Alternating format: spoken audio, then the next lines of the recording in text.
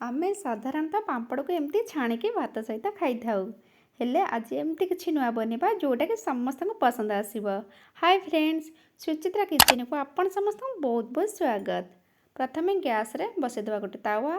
तावा गरम होला परे तापर दे देबा पांपड़ को एमती उल्टा पलटा कर देबा। पिठा पत्यारे ताकू धीरे धीरे एमती दाबी देबा जेमती पांपड़ हमर बहुत बढ़िया से सेकी हे जिवो। एठी पांपड़ सेकी हे गलानी।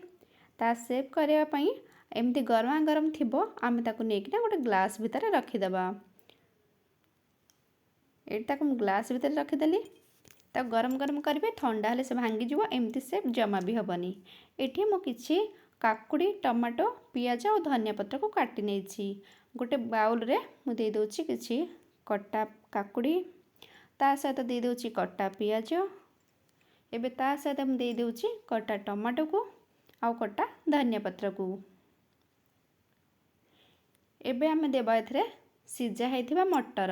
आपण माने मटर बदल रे नहीं पारिबे मक्का, सिजा मक्का। एठी मु स्वाद अनुसार लूण दे देली, अल्प टिके दे देली चाट मसला, अल्प टिके दे देली मु लंका गुंड, गोटे चमच में दे दोछि टमाटो सॉस। आपण माने सेजवान सॉस पे एथरे दे पारिबे। एबे एथरे कोन करबा, गोटे चमच दे देबा लेंबू रस। एबे ए सब भल भाबे कर देबा मिक्स। बास एठी हे गला हमर मसला रेडी। एबे नबा गोटे प्लेट, ता ऊपर हमें पांपड़ को रखी दबा। पांपड़ को आपण माने चाहिले गरमा गरम ताको हाथ रे कोन परी करि परिबे। आपण मन जेमती पसंद ताको शेप नै परिबे। एबे हम जो मसला बनैथिले ताको पांपड़ भीतर दे दबा।